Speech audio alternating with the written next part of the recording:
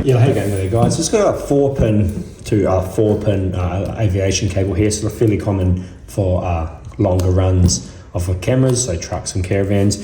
Now we've just made this wire with trigger wires at just at each end. Now what they will allow you to do is normally you would power this from the dash end, so the camera's going to get power from there, but you still need to have a trigger depending if it's a truck or whatever you want.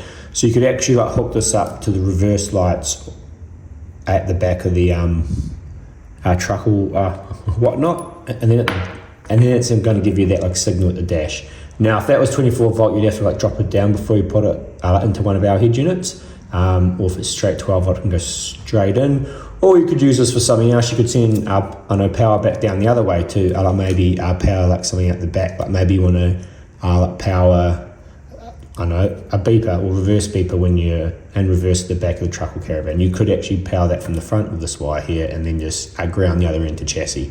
So just a 10 meter aviation to aviation 4-pin cable that has an extra wire here included in.